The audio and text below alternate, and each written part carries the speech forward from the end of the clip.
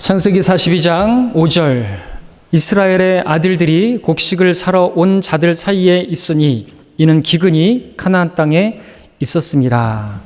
말씀의 제목은 하나님의 목적에 따른 기근이 되겠습니다. 하나님의 목적에 따른 기근. 세상에 기근을 좋아할 사람이 누가 있겠습니다? 아무도 없죠. 사람뿐만 아니라 동물들뿐만 아니라 식물들까지도 기근을 좋아하는 존재는 없다고 말할 수 있습니다. 생명 있는 모든 존재는 모두가 다 넉넉하고 풍족하고 풍요로운 것을 원할 것입니다.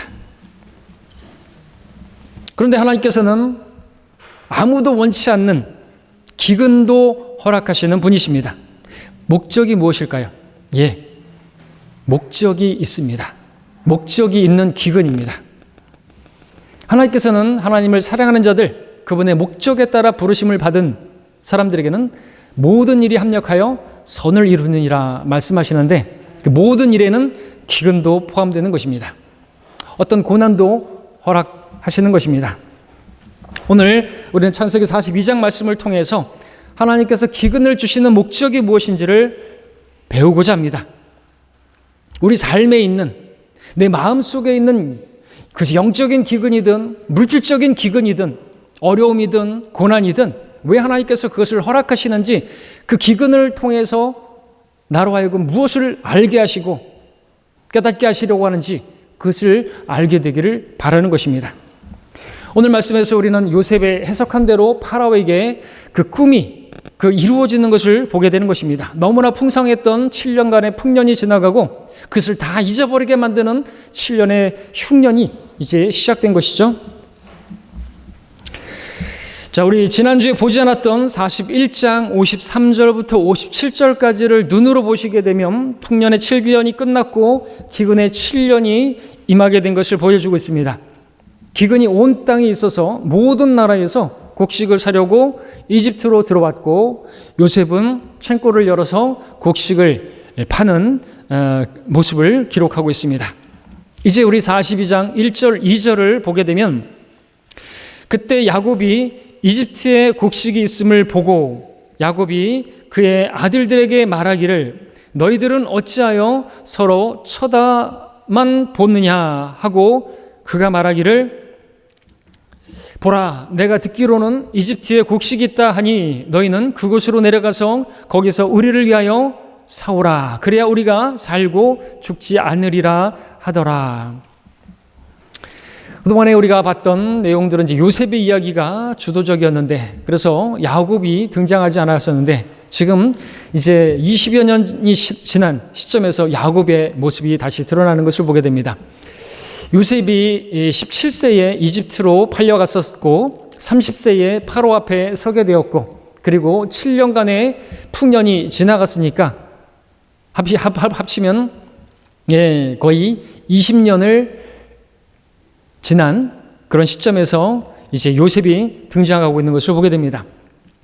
야곱의 가족들도 이제 풍년의 그 7년 동안 어느 정도 양식을 잘 쌓아놨을 것이고 그 곡식을 먹었을 것입니다. 근데 그 곡식을 다 먹어버리고 이제 바닥에 놔버렸습니다. 근데 들리는 소식이 이집트에 곡식이 있다는 소식을 듣게 되었고, 야곱은 아들들을 이집트로 보내서 곡식을 사오라고 말을 했습니다. 이어지는 3절 4절을 보십시오. 그리하여 요셉의 10 형들이 곡식을 사러 이집트로 내려갔으나 야곱이 요셉의 아우 베냐민은 그의 형들과 함께 보내지 않았으니 이는 그가 말하기를 혹시 해가 그에게 미치리라 함이었더라. 이집트로 곡식을 사러 내려간 야곱의 아들들은 베냐민을 뺀 10명의 형들이었습니다. 여기서 야곱이 베냐민을 뺀 이유는 무엇입니까? 요셉을 특별히 사랑했던 그의 그 애착이 이제는 베냐민에게 옮겨갔기 때문이죠. 야곱이 사랑했던 라헬이 낳은 요셉과 베냐민 중에 이제 요셉을 잃어버렸으니 이제는 베냐민에 대한 애착이 더욱 강해졌던 것입니다. 야곱은 자신의 그 편파적인 사랑 때문에 요셉이 시기를 받게 되었고 노예로 팔려가게 된 것도 모른 채 여전히 같은 방식으로 편애하는, 하나들만 지금은 베냐민만 붙들고 있는 그의 모습을 보게 되는 것입니다. 교훈을 얻어야 되겠죠. 우리는 그렇게 편애해서는 안 되겠습니다. 우리 자식들뿐만 아니라 여러분들 그리스도 안에 있는 형제 자매들에 대해서 여러분이 친한 사람하고만 교제하면 안 되는 것이죠. 누구만 사랑하면 안 되고 함께 다 사랑하라 그랬지 마음에 드는 성도만 사랑하라고 말하고 있지 않습니다. 다 같이 사랑할 수 있어야 되는 것이죠. 내가 사랑하는 사람, 나를 동조하고 나를 인정해주고 나를 칭찬해주는 그런 성도만 사랑하는 건 그런 이방인들도 할 수 있다고 말씀하고 있는 것입니다. 주님께서 우리에게 주신 새 계명은 내가 너희를 사랑한 것 같이 너희도 서로 사랑하라고 말씀하고 있습니다. 우리가 얼마나 더럽고 추한 존재들이었습니까? 그런 나를 사랑하신 것처럼 그렇게 사랑하라고 말씀하고 있는 것이죠. 자, 이제 5절부터 8절까지를 또 보겠습니다. 이스라엘의 아들들이 곡식을 사러 온 자들 사이에 있으니 이는 기근이 가나안 땅에 있었습니다. 요셉은 그 땅에 치리자며 그 땅의 모든 백성에게 파는 자가 바로 그였더라. 요셉의 형들이 와서 땅에다 그들의 얼굴을 대고 그에게 절하더라.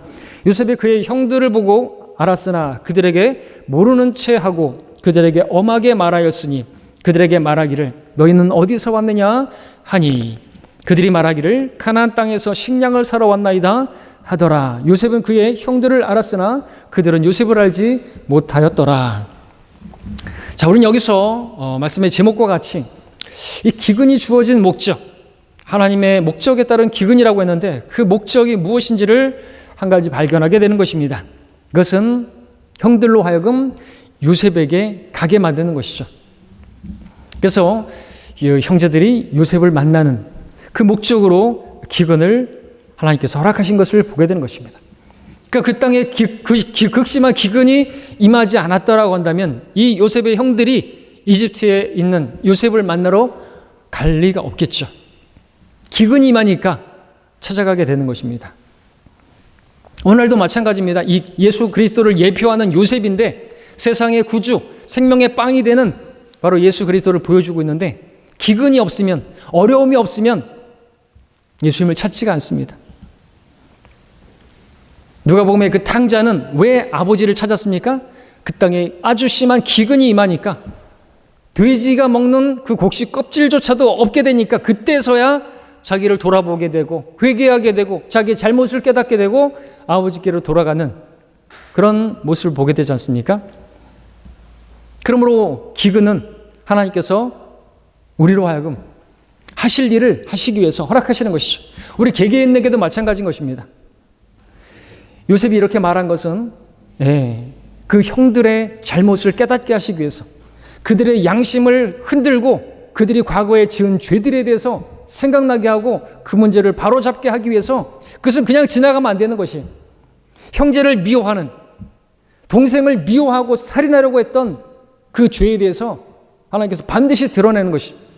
우리는 그리스도 심판석에서 주님께서 물으실 것은 어찌하여 너는 내 형제를 업신여겼느냐? 그리스도의 심판석에서 우리는 그에 관해서 해명해야 된다고 말씀하고 있습니다.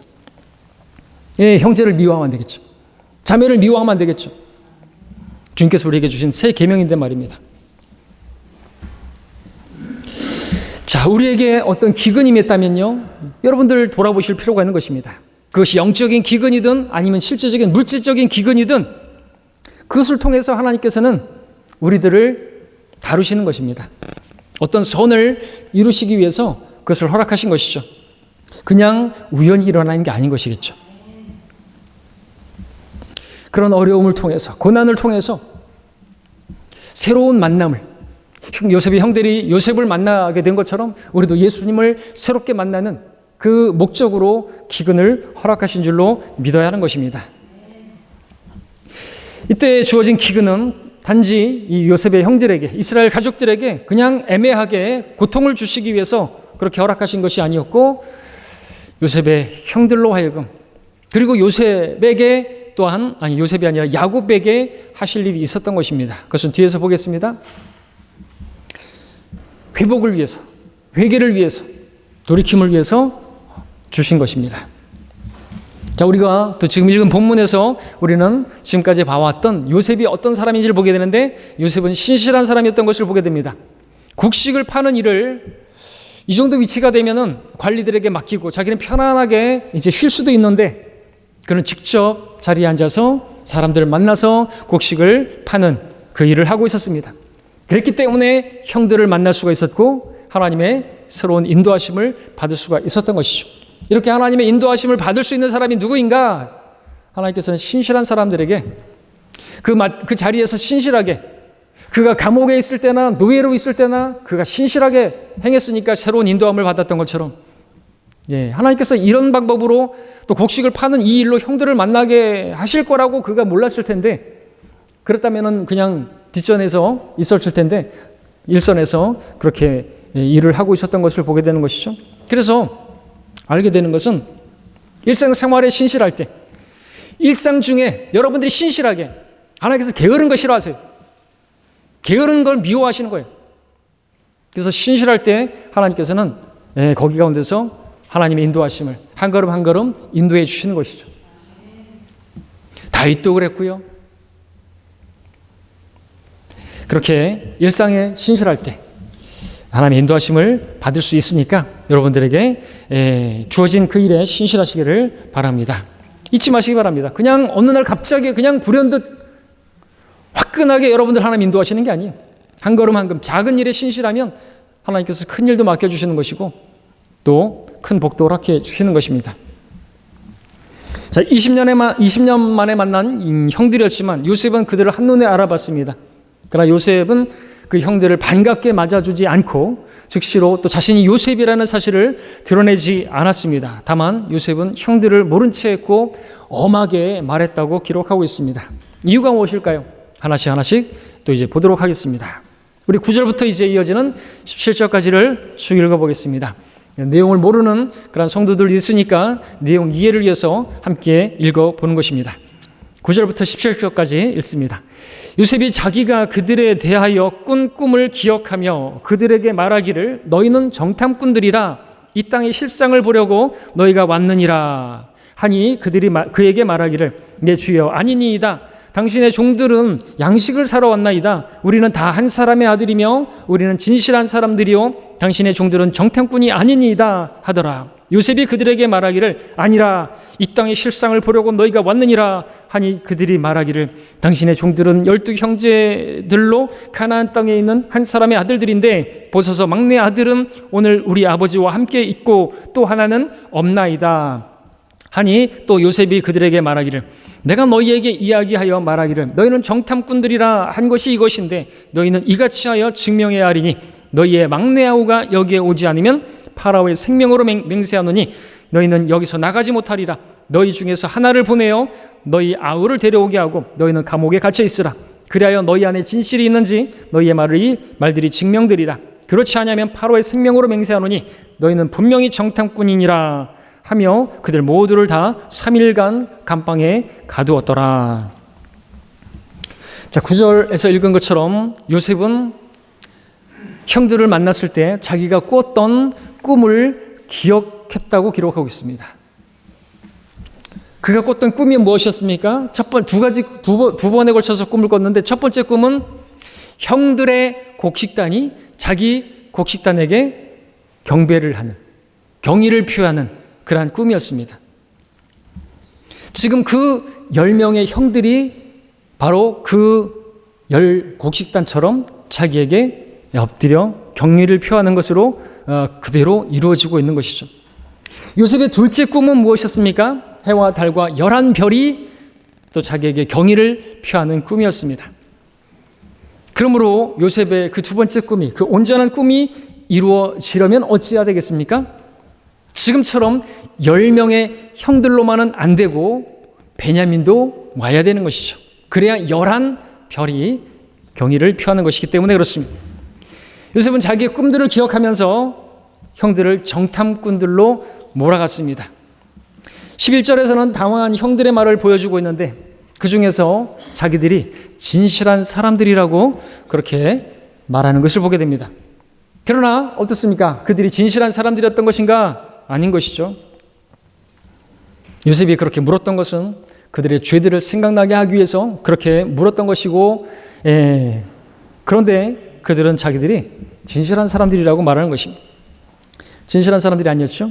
그들은 무고한 자기들의 동생 요셉을 노예로 팔아버리고 그가 입었던 채색 옷을 염소 피로 묻혀서 가져가서 아버지에게 짐승이 그렇게 찢어서 죽였나이다 라고 거짓말을 했던 사람들이었습니다. 13절에서 그들은 막내 아들은 아버지와 함께 있고 또 하나는 없나이다 라고 말했는데 왜 없는지, 왜 없게 되었는지 말해야 그들이 진실한 사람들이었겠죠. 그러나 자신들의 그 죄를 감추고 있는 것입니다. 그들이 진실한 사람이었다면 왜 자기들의 동생 한 명은 아버지와 함께 있다는 걸 분명하게 말했는지, 그것처럼 왜 한 명은 없게 되었는지 말해야만 했던 것이죠. 왜냐하면 바로 그 한 명이 그들 앞에 서 있기 때문에 그렇습니다. 말해야 되죠. 그들이 진실한 사람들이라고 한다면, 그 진실을 말하려고자 한다면 한 명은 우리가 구덩이에 던졌습니다. 또는 그 한 명은 우리가 이집트에 팔아넘겼습니다. 라고 말했어야만 하는 것입니다. 12명의 아들이 있었는데 한 명은 둘이 다 있고 한 명은 아버지와 함께 있고 한 명은 없다? 있었는데 없어졌다? 말이 안 되지 않습니까? 뭐 한 명은 어디 휴거된 것입니까? 에녹처럼? 마찬가지로 없어졌으면 없어진 이유가 있어야 되고 그것을 해명할 수 있어야 되겠죠. 개혁성경에는 없음이라고 된 구절이 13구절이 있어요. 개혁 개정판에는 또 한 구절을 또 없애고 없음이라는 구절이 있어서 14구절이 없어졌는데 왜 없어졌는지 이 설명을 해놔야 될 거 아니에요. 누가 언제 무엇 때문에 어떤 목적으로 없앴는지, 원래부터 없었다면은 그 없음이라는 구절이 아예 구절 자체가 없었어야죠. 있었는데 없어졌으면 설명을 해야 될 거 아닙니까? 예. 그래서 삭제한 사람들은 진실한 사람들이 아니고 성경을 변개한 사람들인 것이죠. 그들의 죄가 그들을 찾아낼 것입니다. 하나님께서는 반드시 그 죄를 물으실 것이고 찾아내게 하시는 분입니다. 오늘 이 요셉을 통해서 보게 되는 것입니다. 이들은 진실한 사람들이 아니었습니다. 또 그들은 과거에 세케민들을 속여서 속임수를 써서 모든 남자들 할례받게 하였고 그 성읍을 완전히 학살했던 그러한 사람들이었습니다. 또 거기에 유다는 자기 며느리 타마를 속여서 셋째 아들 그 셀라를 주지 않았고 결혼시키지 않았고 결국에 그 며느리와 음행을 저지르는 그런 죄를 지은 사람이었습니다. 이처럼 이들은 진실한 자들이 아니었고 지금 그들이 우리는 진실한 사람들입니다 라고 말하는 그 말 자체가 진실이 아니었고 거짓이었습니다. 16절 말씀처럼 요셉은 그들이 진실한 사람들이라고 한다면 모두가 감옥에 갇혀있고 대표로 한 사람만 가서 막내 아들을 데려오라. 그러면 이제 너희들이 진실한 사람인지 한번 증명해 보라고 말했습니다. 그리고 3일 동안 감옥에 가두었고 그들과의 진실 게임을 시작했습니다. 이어지는 18절부터 20절까지를 보겠습니다. 요셉이 3일째 되던 날 그들에게 말하기를 너희는 이같이 행하여 살라. 이는 내가 하나님을 두려워함이라. 만일 너희가 진실한 자들이면 너희 형제 중 한 사람만 너희 감옥의 집에 갇히게 하고 너희는 너희 집안의 기근을 위하여 곡식을 가지고 가서 너희의 막내 아우를 내게 데려오라. 그리하면 너희의 말들이 증명되고 너희가 죽지 아니하리라 하니 그들이 그렇게 하니라. 형들을 감옥에 가두었던 요셉은 이제 셋째 날 불러내서 나는 하나님을 두려워하는 사람이라고 말합니다. 그리고 이렇게 해서 너희의 말에 진실이 입증되고 살 길을 열어주겠다고 말했습니다. 처음에는 모두가 감옥에 갇히고 한 사람만 가서 막내를 그렇게 데려오라고 했는데 이제는 반대로 한 사람만 대표로 감옥에 갇히고 나머지는 가서 막내를 데려오라고 그렇게 바꾸었습니다. 요셉은 여기서 의도적으로 자신이 하나님을 두려워하는 사람이라고 말을 했습니다. 이것은 그가 진실로 하나님을 두려워하는 사람이기도 했고 또 한편으로는 형들에게 하나님의 두려우심을 알게 하기 위해서 말했던 것이겠죠. 그들의 양심에 찔림을 주고 그들이 하나님 앞에서 어떻게 달라지는지 어떻게 반응하는지를 보기를 원했던 것입니다. 요셉은 형제들과의 그 관계를 회복하기 전에 먼저 그들의 마음에 참된 돌이킴이 있는지를 보고자 했던 것입니다. 그 돌이킴이 없이 그냥 관계를 회복하면 안 되는 것이죠. 반드시 그 문제는 해결하고 넘어가야 되는 거죠. 죄 문제를 해결해야 되는 거죠. 형제들과의 그 관계도 마찬가지입니다. 그냥 그렇게 형제 자매들과 관계가 회복되던가요? 그 문제를 해결하지 않고서는 자기가 지은 죄에 대해서 회개하지 않는다면 관계는 회복이 안 되는 것이. 자, 우리 이제 21절부터 24절까지를 보겠습니다. 그들이 서로 말하기를 우리가 우리의 아우에 대하여 참으로 범죄하였도다. 이제 나오죠? 그가 우리에게 애원할 때 우리는 그의 혼의 괴로움을 보고서도 들으려 하지 않았으니 그로 인하여 이 고난이 우리에게 임하였도다 하고, 루벤이 그들에게 대답하여 말하기를 내가 너희에게 말하지 않았더냐. 말하기를 아이에 대하여 죄 짓지 말라 했으나 너희가 들으려 하지 않았도다. 그러므로 보라, 그의 피가 또한 우리에게 요구되는도다 하더라. 그들이 요셉이 그 말들을 이해하는 줄 알지 못하였더라. 이는 그가 그들에게 통역을 통해 말하였기 때문이라. 요셉이 그들로부터 돌아서서 울고 다시 그들에게 돌아와서 그들과 대화하고 그들에게서 시몬을 취하여 그들이 보는 앞에서 그를 결박하였더라. 자, 우리는 21절 말씀에서 지금 그들에게 임한 기근과 또 고난, 3일간의 감방 생활, 그것이 그들에게 양심의 찔림을 주었다는 사실을 발견할 수가 있습니다. 20년 동안 잠들어 있던 그들의 양심이 바로 기근과 고난을 통해 흔들림을 받고 깨어나게 되었던 것이죠. 전혀 연관이 없는 일 같았지만 그들에게 임한 그 기근과 3일간의 감옥 생활을 통해서 자신들이 요셉에게 죄를 지었다는 사실이 인정되고 그들이 시인하게 되었던 것입니다. 자, 그들은 이런 일에 대해서 당황하거나 억울해하지 않았습니다. 아니, 우리가 정탐꾼이 아니라고 하는데 왜 믿어주지 않는 거야? 라고 일반적으로 반응할 수 있는 부분인데 그들은 그러지 않고 화를 내지 않고 자기들을 뉘우치게 된 것이죠. 요셉이 의도한 목적이 바로 거기 있었던 것입니다. 우리가 요셉에 대해서 그 지금 없는 그 동생에 대해서 죄를 졌다고 하는 그런 뉘우침이 있었던 것입니다. 그런 돌이킴, 그런 회개, 그런 자백이 있기 위해서 하나님께서 허락하신 건 무엇입니까? 네, 그들의 생명을 좌우지우지하는 그 기근, 극심한 기근, 그리고 그 곡식을 사는 문제, 그리고 3일간의 감옥, 밑바닥까지 내려가는 그 일들로 인해서 그런 일들이 그들로 하여금 마음이 낮아지게 만들고 자신들의 죄를 돌아보게 만들고 했던 것입니다. 그런 것이 없었다면 돌이키지 않겠죠. 자기들이 그 형제에 대해서 죄를 지은 것이 그냥 지나갔겠죠. 하나님께서는 반드시 너희의 죄가 너희를 찾아낼 것임을 알라 말씀하고 계시는 것입니다. 해결해야 되는 것이에요. 자백해야 되는 것입니다.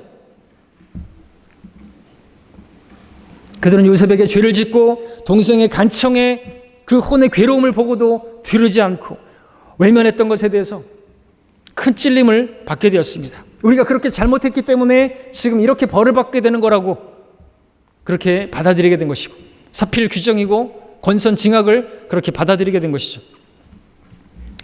요셉은 이집트 말과 히브리 말 사이에서 통역을 통해서 말을 했지만 그 모든 말들을 다 알아듣고 있었습니다. 형들의 말을 다 듣고 있었습니다. 요셉은 형들이 서로를 원망하기도 하고, 그러나 서로 뉘우치, 그가 자기에 대해서 죄를 진 것에 대해서 듣는 그 말을 통해서 이제 눈물을 흘리게 되었습니다. 과거에 자기가 당했던 그 서러움이 기억나서 울었을 수도 있겠지만 그 형들에 대해서 이제 소망을 갖게 되어서 이제 그들의 회개를 통한 눈물을 쏟았던 것이겠죠. 요셉은 아직까지 이제 형들을 더 지켜보려는 마음으로 이제 시몬을 결박하고 다른 형들은 다 이제 가나안 땅으로 보내는 것을 보게 됩니다. 25절부터 28절까지 읽겠습니다. 그리고 나서 요셉이 그들의 자루에다가 곡식을 채우고 각인의 돈을 자루에다가 덜어넣고 길에서 필요한 양식도 주게 명령하였으니 그가 그들에게 그렇게 해주었더라. 그들이 곡식을 자기들의 나귀들에다 싣고 그곳을 떠났는데 그중 한 사람이 여관에서 나귀에게 여물을 주려고 자기 자루를 열었을 때 자기 돈을 발견하였으니 보라, 그의 돈이 자루 아구에 있더라. 그가 그의 형제들에게 말하기를 내 돈이 다시 들어있도다. 보라, 내 자루에 속에 있도다 하니 그들의 마음이 내려앉고 두려워하며 서로 말하기를 하나님께서 이런 일을 우리에게 행하심은 어쩐 일인가 하더라. 자, 25절에서 우리는 요셉의 마음을 볼 수가 있습니다. 요셉은 형들에게 복수하기 위해서 이 모든 일을 계획한 게 아니었습니다. 형들을 용서하지 못해서 복수하고자 했다고 한다면 감옥에서 꺼내주지 않았을 것이고 그들을 노예로 삼아서 그렇게 고된 노역을 시켰을 것입니다. 그러나 요셉은 다만 형들에게 참된 돌이킴과 변화된 모습을 보기를 원했을 뿐인 것이죠. 참된 돌이킴이 없이 용서와 회복은 더욱더 악한 길로 이끄는 재앙이 되기 때문에 그렇습니다. 요셉은 형들에게 곡식을 주었고 각자의 돈도 자루에 덜어 넣었을 뿐만 아니라 가는 길에 필요한 양식도 챙겨줬던 것을 보게 됩니다. 이처럼 따뜻하고 자상한 돌봄이 어디 있는 것입니까? 요셉은 이미 형들을 용서했고 형들을 사랑하고 있는 모습을 보게 되는 것입니다. 자, 형들은 가는 도중에 여관에 묵게 되었고 그 중에 한 사람이 나귀에게 먹이려고 자루를 열었다가 돈 뭉치를 발견하게 되었습니다. 그 돈은 그들로 하여금 두려워하게 만들었습니다. 그 돈 뭉치를 보면서 또 어떤 생각을 했을까요? 자기들이 동생을 노예로 팔아 먹으면서 받았던 그 돈을 생각하지 않았을까요? 그러면서 그 두려움 가운데 말했습니다. 하나님께서 이런 일을 행하심은 우리에게 행하심은 어찌 일인가. 그렇습니다. 하나님께서 다 주관하시고 행하고 계시는 것을 그들은 이제 보게 된 것이죠. 양심의 빛이 비춰지게 된 것입니다. 하나님께서 단지 요셉을 사용하셔서 이런 일을 하고 있는 거예요. 요셉은 단지 그 자신이 자기 뜻대로 자기 방식으로 일하는 게 아니라 하나님께서 그 요셉을 사용하셔서 이런 일들을 행하고 계신 것이었습니다. 그들의 양심을 흔들어 깨우고 그 일들을 허락하신 것이죠. 20년이 지난 이제서야 비로소 그들이 하나님을 인식하게 되었고 하나님을 두려워하는 마음이 생기게 되었던 것이죠. 이제 29절부터 34절까지를 눈으로 보시게 되면 야곱의 아들들이 이집트에서 요셉을 만나 그 통치자를 만나서 했던 그 일들에 대해서 아버지 야곱에게 설명하는 내용이 나오고 이제 이집트로 갈 때는 10명이었는데 이제는 9명이 돌아와서 이야기를 하고 있습니다. 그리고 이제 35절부터 38절까지 읽어보게 되면 그들이 자기들의 자루를 쏟았더니 보라 각인의 돈 뭉치가 그들의 자루 속에 들어있으니 그들과 그들의 아비가 돈 뭉치들을 보고 다 두려워하더라. 그들의 아비 야곱이 그들에게 말하기를 너희들이 나의 자식들을 잃게 하였으니 요셉도 없고 시므온도 없는데 너희가 베냐민도 빼앗아가려 하니 이 모든 것들은 나를 거역함이라 하니 르우벤이 그의 아비에게 고하여 말하기를 만일 내가 그를 아버지께로 데리고 오지 않거든 나의 두 아들을 죽이소서 그를 내 손에 맡기소서 그리하면 내가 그를 다시 아버지께로 데리고 오리이다 하니 야곱이 말하기를 내 아들은 너희와 함께 내려가지 못하리니 그의 형은 죽고 그만 홀로 남았는데 만일 너희가 가는 길에서 화가 그에게 미치면 그때는 너희가 나의 백발로 슬픔과 더불어 음부로 내려가게 하는 것이라 하더라. 야곱의 가족이 대화를 일단락 짓고 곡식을 쏟기 시작했습니다. 한 사람의 자루에만 돈뭉치가 있었던 것이 아니라 모든 형들의 자루에 돈뭉치가 들어있었습니다. 보통의 사람들은 뜻밖의 돈뭉치를 발견하게 되면 다 입이 귀에 걸릴 텐데 그 돈은 그들로 하여금 더욱더 두려워하게 만들었습니다. 36절에서는 이제 야곱의 원망이 시작되고 있는 것을 보게 됩니다. 너희들이 나의 자식들을 다 잃어버리게 만들었다.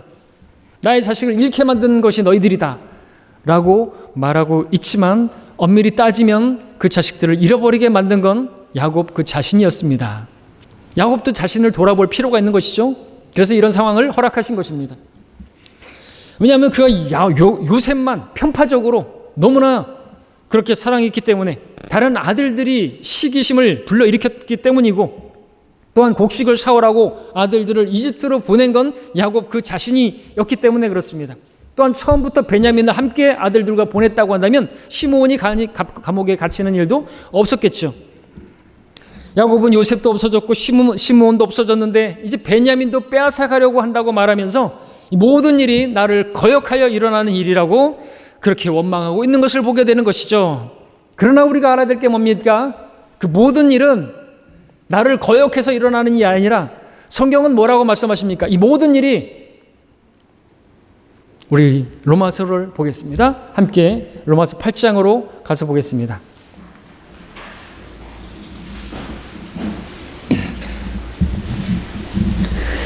8장 28절을 찾아서 함께 읽겠습니다. 너무나 중요한 말씀. 여러분에게 일어나는 모든 일들 우연이 아니죠. 하나님께서 허락하신 것입니다. 참새 한 마리도 그냥 떨어지지 않습니다. 근데 이렇게 극심한 어려움이 있고 마음에 어떤 그 기근이 있고 메마름이 있고 고통이 있고 고난이 있는데 그것이 어찌 아무런 목적이 없는 것입니까? 기근도 목적이 있는 것입니다. 우리 함께 로마서 8장 28절을 보겠습니다. 함께 읽겠습니다. 시작. 우리가 알거니와 하나님을 사랑하는 자들 곧 그분의 목적에 따라 부르심을 받은 자들에게는 모든 일이 합력하여 선을 이루느니라. 아멘.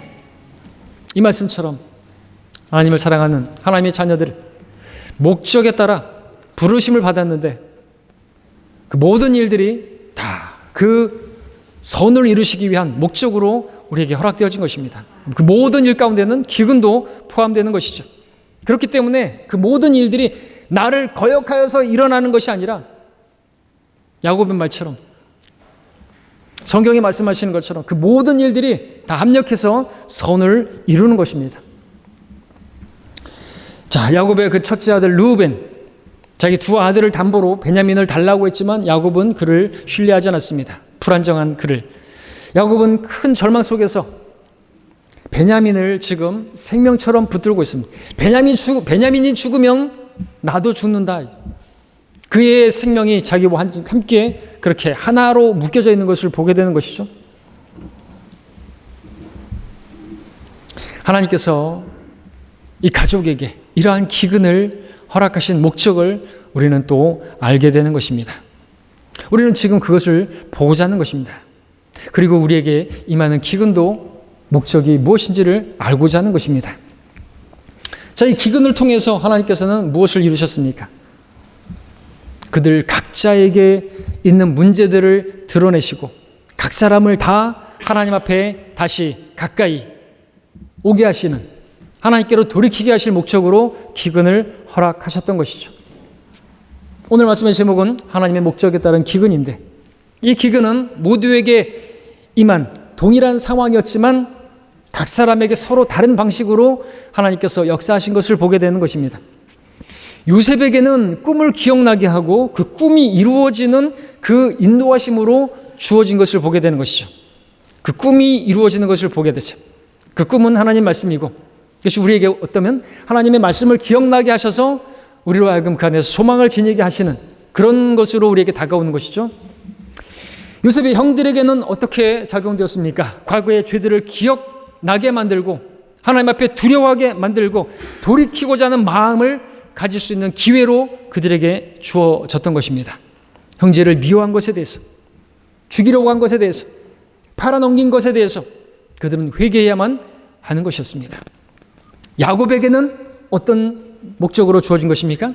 그 자신이 무엇을 그렇게 애착하고 있고 무엇을 붙들고 있는지를 드러내 보여주었던 것이죠. 하나님이 아니라 요셉이었고 이제는 또 베냐민이었고 여러분 무엇을 붙들고 계십니까? 하나님이 첫째입니까? 아니면 무엇을 여러분들 하나님보다 더 사랑하고 있고 붙들고 있는 것입니까? 기근을 허락하실 수가 있습니다. 자, 그 기근이 동일한 상황이었지만 그 모든 일들이 서로 다른 방식으로 각자에게 일어났는데 사실 하나님께서는 그들 모두를 하나님께로 돌이키게 만들 회복해 하시기 위해서 그 목적으로 허락하신 것이었습니다. 이처럼 하나님께서는 우리 마음속에 또 우리 삶에 이와 같은 기근을, 메마름을, 공허함을, 어떤 슬픔을 허락하실 수가 있습니다. 이유가 무엇일까요?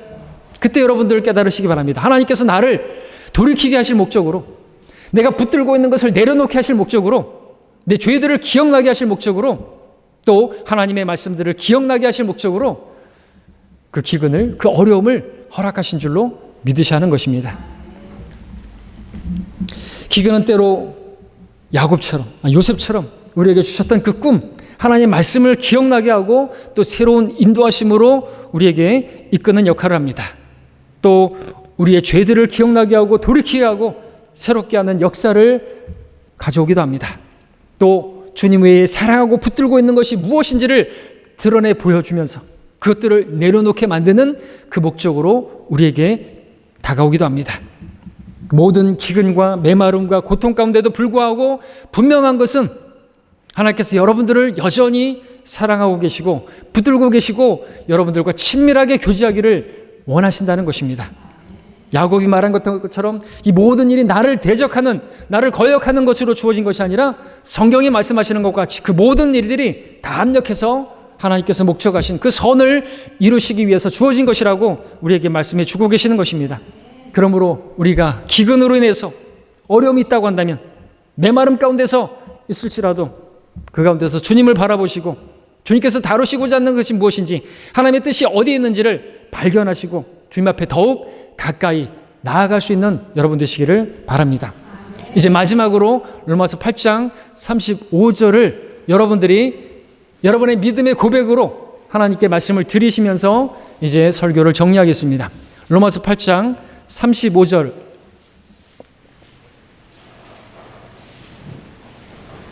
로마서 8장 35절 큰 목소리로 여러분들이 하나님 앞에 말씀드리십시오. 하나님께서 여러분을 사랑하시는데 그 어떤 것도 하나님의 사랑에서 여러분을 떼어놓을 수는 없는데 여러분들도 이제 여러분의 입으로 하나님께 말씀드리십시오. 하나님의 사랑은 여러분 절대로 포기하지 않습니다. 하나님께서 여러분들 사랑하는 걸 절대로 끊지 않습니다. 그것은 당연합니다. 여러분의 구원은 영원히 보장됩니다. 그러나 이제 우리가 해야 될 것은 나도 그 무엇도 나를 하나님의 사랑에서 떼어놓을 수 없는 것이라고 고백할 수 있어야 된다는 것이죠. 자, 큰 목소리로 여러분이 하나님께 말씀을 드리는 신앙 고백을 하시는 것입니다. 시작하겠습니다. 시작.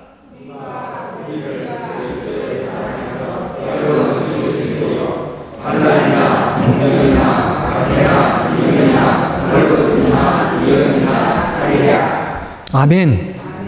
여러분의 신앙 고백이 되셔야 하는 거죠.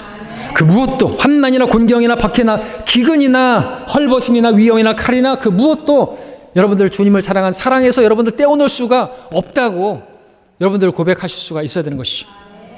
그래서 그 목적으로 기근도 허락하시는 것입니다. 더욱더 주님을 사랑하게 하시려고 더욱더 하나님께로 이끌게 하시려고 여러분들에게 허락하시는 것입니다. 그런 기근이 닥쳤다고 하나님의 사랑을 의심하지 마시고 오히려 여러분을 더 하나님께로 이끄시고자 하시는 그러한 손길로 바라보시고 더 가까이 주님 앞에 나아가시는 우리 모두가 되시기를 바랍니다. 기도하겠습니다.